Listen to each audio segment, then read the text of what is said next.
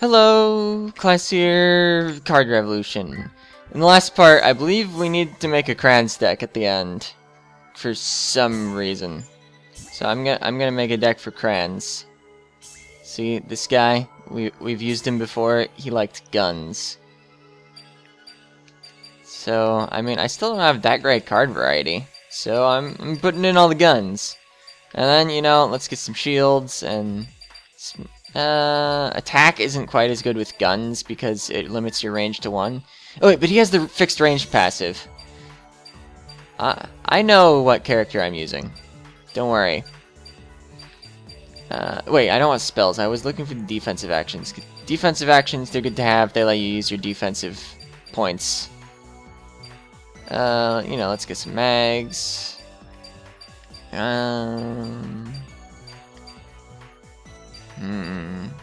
If I remember correctly, he doesn't have very good base attack power, so maybe like some weapons with strong stats and attack?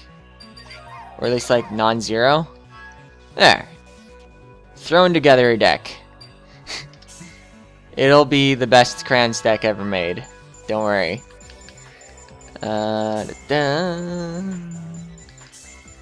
Crayons. There. Because I think there was some 2-on-2 mission and somebody wanted to go with Crayons. I don't know if I get anything for actually doing that, but I might as well do it. It's free.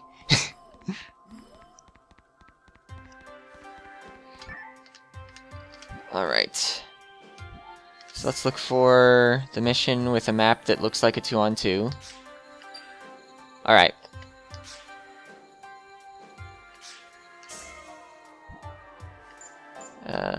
What were the rules? Basic rules.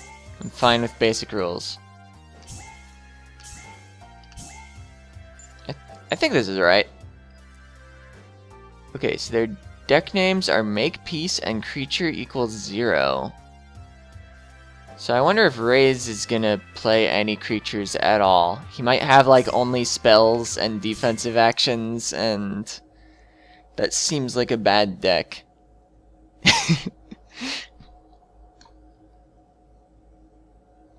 It'd be like making a hunter deck without any weapons in it.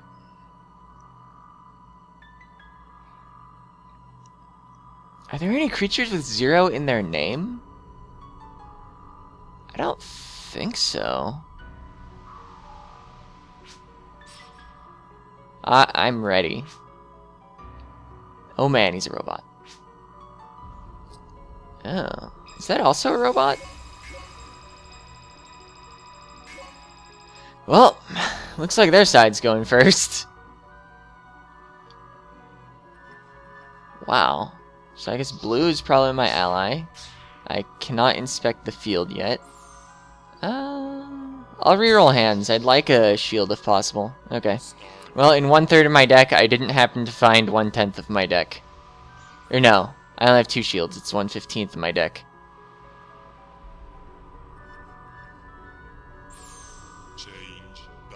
Alright, so I imagine they set some things that I didn't pay attention to. Or maybe they just rolled terribly like I just did now. Oh, my ally goes at the same time and preempts everything I do. Okay. Alright, so... Oh, the enemies didn't do anything. They just held on to their roll for no reason. Okay, whoa, he's got a funny hit pattern. Anti-abnormality, impact, half guard. Alright, that's good to know about. He takes half damage if it deals 6 or more. So, unless you're going to deal more than 10, you might as... Or no, more than 11, because it rounds down. Assuming it works like the reduce card. You would rather deal 5 than... Well, 9. 11 is equally as good as 5. Okay, what do you have? Yeah, this person is android. Hukaseel. Female android hunter. Pierce. Oh, wow. Physical attack pierces any guard creature or equipped item, directly inflicting damage to opponent story characters. So that's dangerous. She's got an aggressive passive. He's got a defensive passive that, as long as I'm not going to deal more than 5, is useless. He's also got more base hit points. And he has that big targeting area. She can only target directly ahead of her, or I mean directly next to her. And he can't attack directly next to himself. So I have a feeling some tricky positioning is going to be going on this battle. Also, I should make sure that I was correct that I have, yeah, fixed range. Action cards do not affect my range. Oh yeah, and I have that EXP bonus, which is probably nice in a 2-on-2 because there will be more total cards.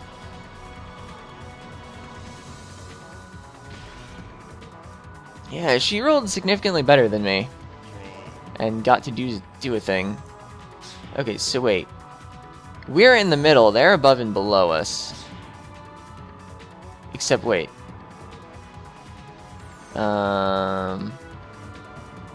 Here's how the field is rotated on the Z thing. There we go. Anyway, what do I want to toss to draw? Nothing, I think.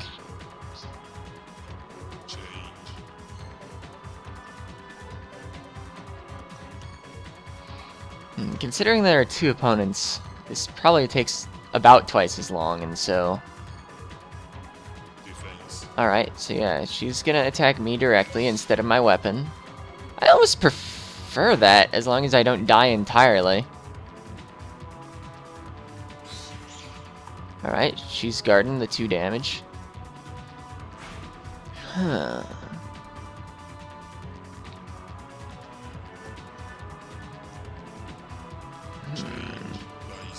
So if I back away from the person next to me, then the other enemy can hit me without moving. But he can already hit my partner without moving. The Visk. I recognize the Visk. I think I'd rather set a weapon and attack twice than not set a weapon, move, and attack once. Or set this and do nothing. Because, you know, you're either attacking or you're losing. And she's decided that focus firing this single enemy is a good idea.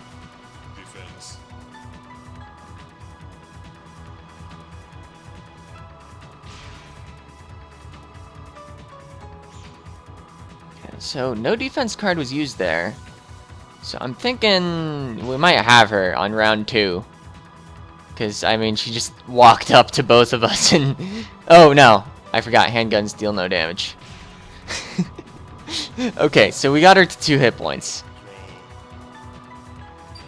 I'll toss these. I'm not rolling well. I mean, gambler's fallacy, but... I also am starting to have enough weapons set that if I want to set a weapon and attack with all 3 weapons, then I need to roll a 6. When I had less weapons set, I needed to reserve fewer attack points for actually dealing damage. Yeah. Alright, so I'm apparently setting another handgun. I'm guessing it's... Wait. Who set the guard creature? The guard creature is in yellow. Okay, so it's Mr. Defense set the guard creature. So if I move and aggressively assault Lady Attack... except wait. She's out of range. I would need to move and attack. Do I want to move and attack twice or just set a partisan and swing?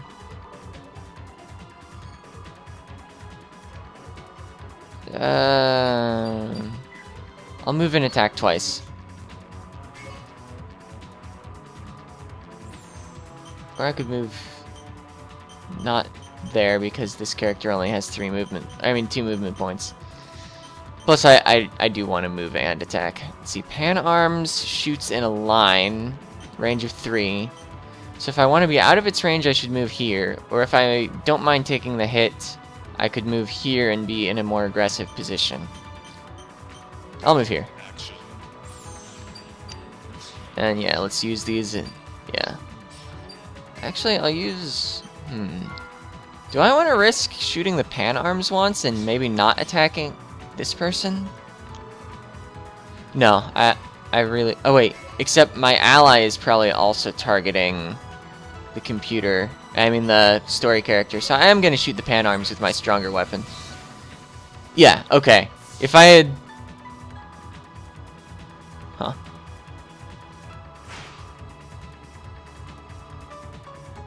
Interesting.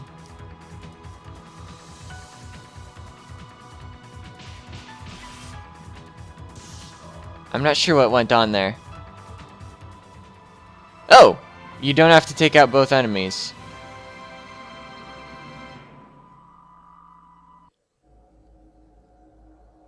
I mean, for a second I was thinking if I had sent both my attacks at the story character to my left, it would have wasted an attack.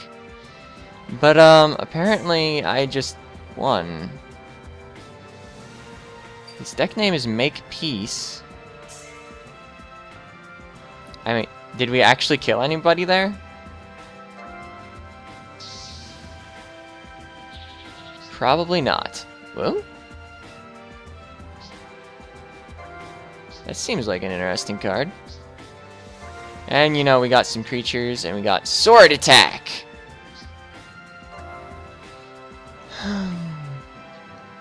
Okay, so what's this dice +1? Assist this card to everyone.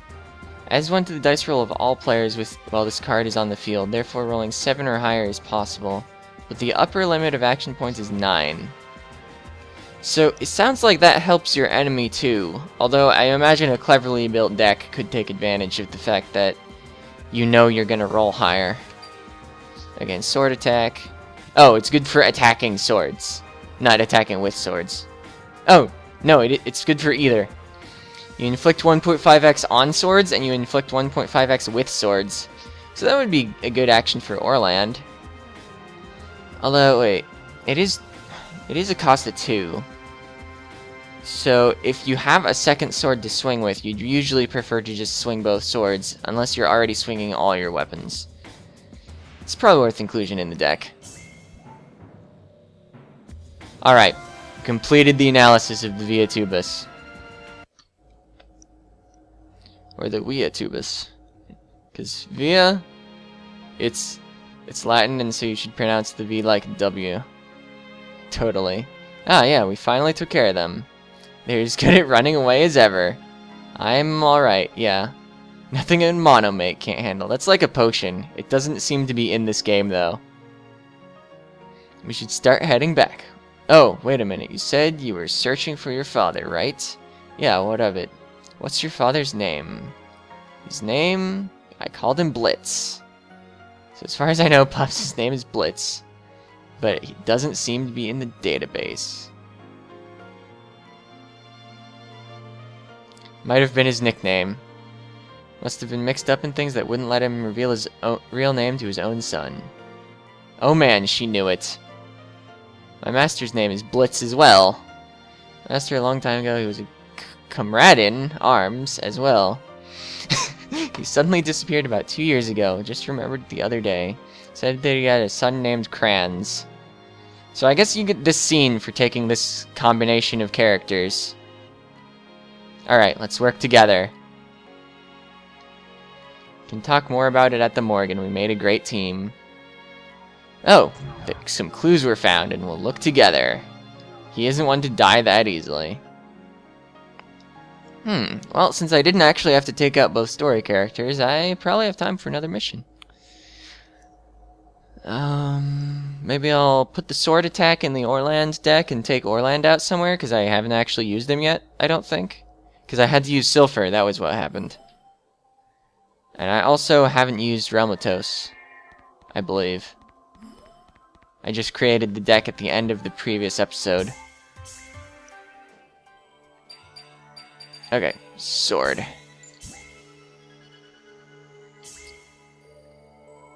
So, what do we take out? I don't know, but we want a sword attack. Let's take out Durandal. I don't like it unless you might also actually cast a tech through it, but I don't have any techs in this deck.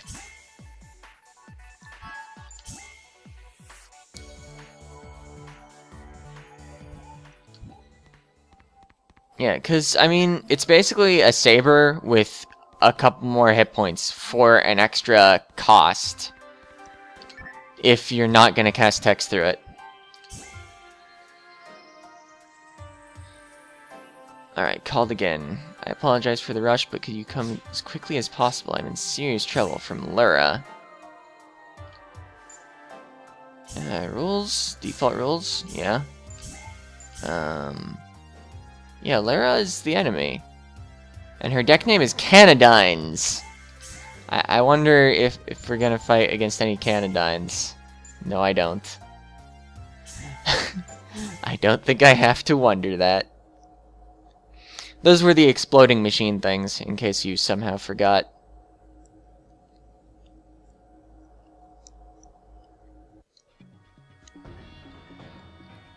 Oh, the windmill is a windmill. Alright, so against things that explode, it's great to be in melee range and using swords. Oh, it's called a sneak attack. Well, I'm probably going first. I don't know what happens in the event of a tie. I think we actually just roll again, come to think of it. This seems like a thing that may have happened. Well, fortunately I got some swords in my opening hand.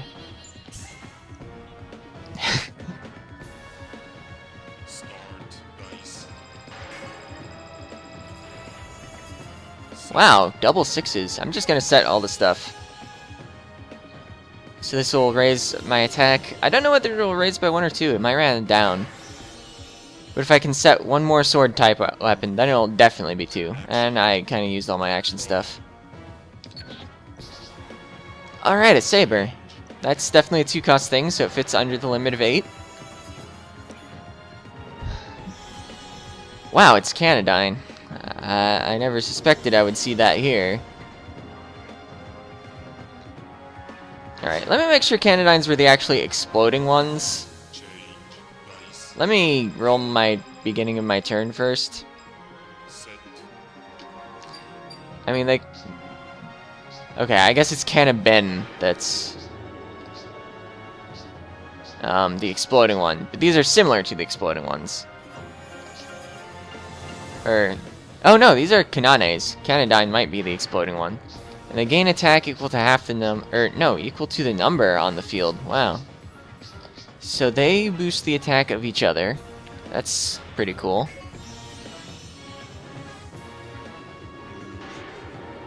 I feel like arcs are the side that's more likely to get synergistic stuff.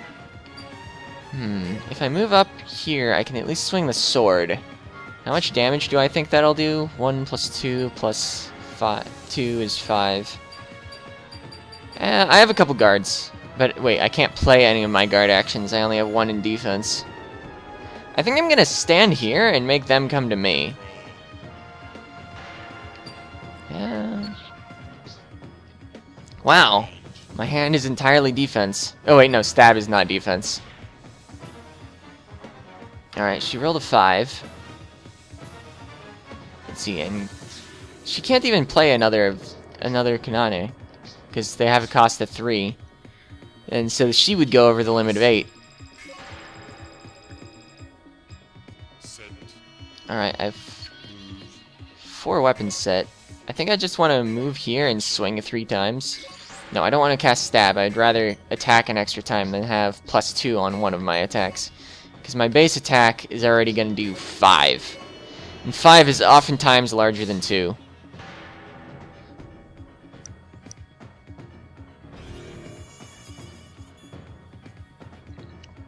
And I mean, I'm overkilling just because, well, she could play defense cards. And it's not like I was going to use the action points for anything else. I guess I could have moved up 2 and swung both swords. But I'm still kind of not interested in approaching the other Kanane. Even though it does have 1 fewer attack point now. Because I killed the other. Defense. Whoa! Madness! All my cards will survive. Let's defend that sword in particular. I know. Wait. Yeah, I just have 3 guards. It's better to play So that was definitely an attack action that made it hit all my stuff. Did it also hit me directly? I saw 3 -2s there, and he only hit 2 of my weapons. Yeah, I'm missing 2 hit points. Well, no, I'm not gonna stab it still. Once again, I could have walked past it and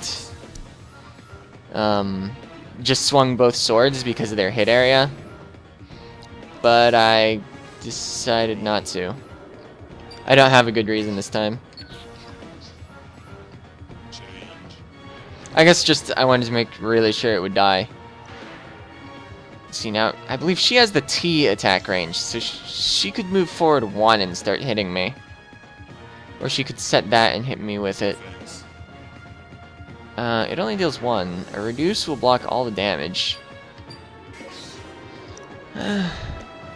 Kind of a waste of the card, but she doesn't seem to be into big damage values. These machine things are kind of little things that don't do big damage values. Alright, so I can swing at most 3 of my weapons. That's if I stay still. How much HP does that thing have? 4. Death Companion, if you leave it with 1 or 2 hit points, it'll explode. Right. I think I'm gonna prefer to move 2, and then swing at it for potentially all its hit points. If she plays dodge, it still dies, because I used the action card. I didn't want to leave it with 1, because it would explode. Wall would have actually made it explode on me, but that was a risk I was willing to take. It would have at least died. I just was minimizing risk a little. Alright, so that's between me and her. That's okay. So, I mean, I'm taking some hits. The other one will deal fewer damage points. Actually, she's probably attacking with her own weapon rather than with her creature that's in front of me. Or she ran out of attack. I mean, you can run out of attack points too. I'm fine with that. Oh.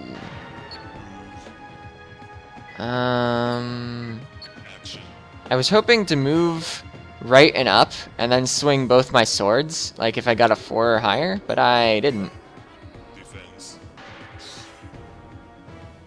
Oh, I didn't realize MC Guard worked if you were a machine. I thought it only worked against machines. I'll keep the shield, because that's what I'll set if any of my stuff explodes. And then I hope I roll good numbers next turn. She's probably attacking me 3 times. Okay, and she's even moving there. That's a good choice. Well, I didn't have any defense cards.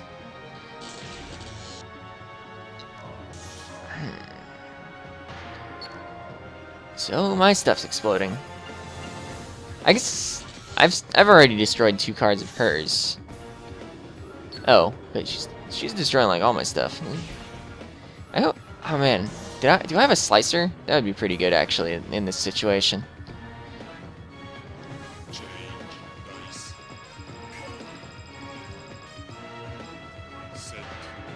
Oh, Disco of Brave Man. I'm gonna set that and not the shield. And I'm gonna back away and swing. And wait, oh yeah, I have an even number of swords set, so I can't experiment what my attack power does. I just know that I get +1 from having stuff set. Of course, the Disca itself lost 1. I think I'm gonna toss Stab and Slash in favor of maybe getting a defensive card. I didn't, but I could have. Oh man, she got another 6. I at least have dice bonus on my next turn. I can't get lower than 2. That double 1 was pretty bad though. Oh man, MC attack. Doing some bonus damages. I don't think they actually kill my thing, though.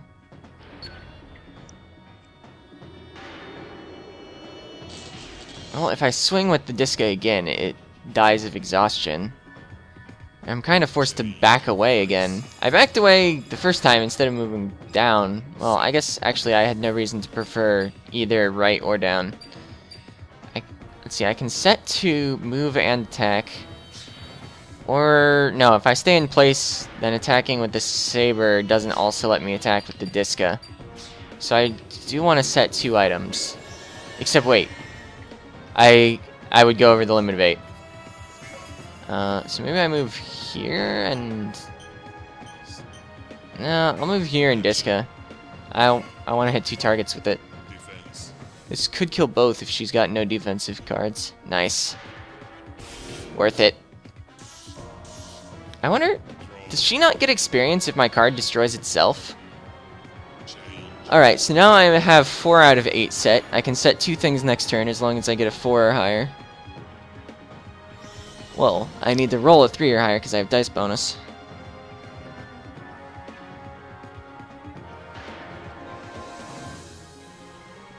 Oh, nice. She's moving up arbitrarily. I mean, sure, she'll get to attack me, probably.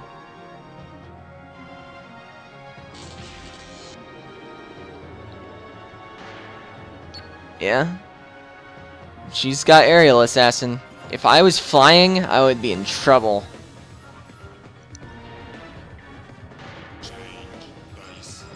I wonder if aerial assassin affects mags. Like, say she attacked a mag. Like, his sword and partisan will allow me to move forward and hit... Yeah, both. I did read their positions properly. I'm gonna forgo swinging the saber in favor of swinging both of these. The saber does have higher base damage than the partisan, but the partisan can hit both. I mean, we've been over that. Alright, and we found that my bonus attack power rounds down, because I have 3 swords set, and I'm only getting +1. So I think I should definitely prefer low-cost swords on Orland. Even if I'm not going to be able to swing them all in a turn. So yeah, taking out the Durandal was definitely a good call, because that was a 3-cost weapon. Wait, what was that? That had 10 hit points. It must have cost her 4. Apparently she couldn't attack with it too. Yeah, Kanune. It has high tech power? Wow. It's a magic machine. Machine AP count. Yeah, return to the hand. Okay. And it adds up machine creatures on the field, and that's its attack power. So right now it actually has 1 attack, not 0. I don't think story characters are machine creatures. Yeah, the machine creature Rockasiel. Just because she's an android. Okay, they're both in front of me. I could move left and swing all my weapons. Or I could stand in place and swing all my weapons with some action cards. Can I chain an attack into a... No, sword attack has a blue left border, so I can't chain attack into sword attack. I can chain attack into attack, but there's no reason to. So it's really... I can do everything whether I move or not. Do I want to deal more damage to her, or more damage to the... whatever this was called. Kanune.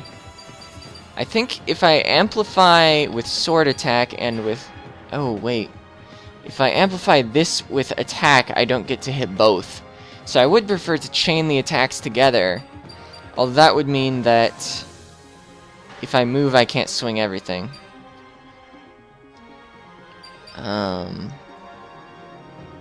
Maybe I'll just hold on to an attack card. I do want this machine in front of me dead. So my single target attack should hit it. Because this is not going to add to enough, even if she has no defensive cards. Because this here is going to be 6. And this is going to be... Oh wait, I guess it would be exactly 10. But I've already made my choice. Oh! Right. I should amplify... No? I should amplify this with it. I thought I was going to amplify the area, but I forgot that sword attack has its own area that it attacks. I would need to be able to chain it into a slash. Oh, wait. You can use attack after a sword attack, but there's no reason to. Alright, so I'm apparently holding on to both my single target attacks in favor of killing this thing, definitely. Yeah, I mean, I'm still dealing good damage to her. I guess she had 10 hit points, so if I could have killed this thing in front of me, I could have also killed her. But I made the wrong decision. Oh, I forgot about High Rank Slayer. That would have probably actually amplified my damage on the Kanune. Like, what's the threshold? Has to cost 4 or more? Yeah. He was a high rank enemy. I'll toss one of the attacks. I've probably got her next turn.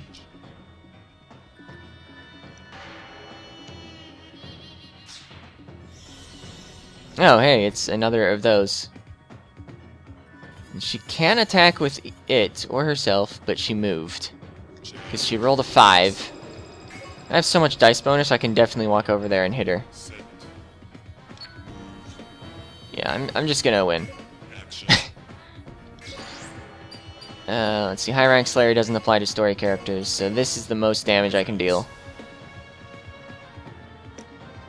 And she had no defensive cards, so it didn't matter. Due to the rounding down, he's got pretty lackluster stats, I gotta say. I don't see myself using Orland that often in the future.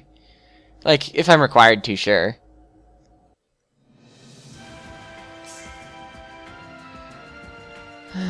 I guess, actually, as long as... I don't know, is there a character with 3 in their basic attack? I feel like he also has some other disadvantage, though. Like low HP. I think he's -1 on HP. I think Silpher will generally be better than Orland.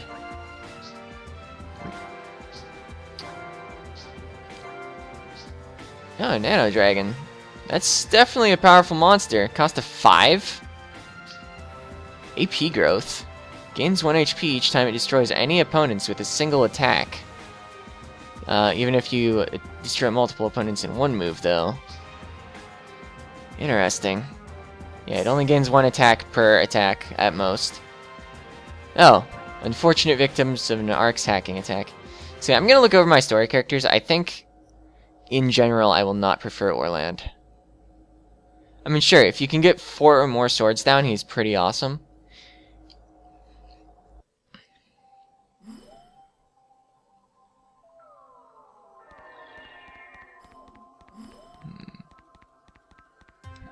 So we're gonna pretend we're making a new deck, because that's the fastest way to get to the story character screen.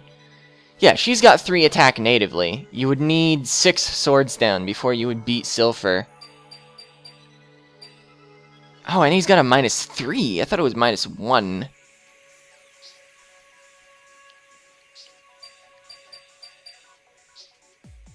Yeah, Silpher has no passives, but that's fine.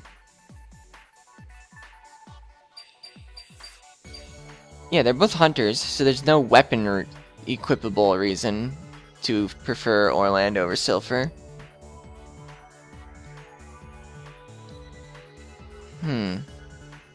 Plus, doesn't Silpher have 1 tech power, just in case you want to use techs? Yeah.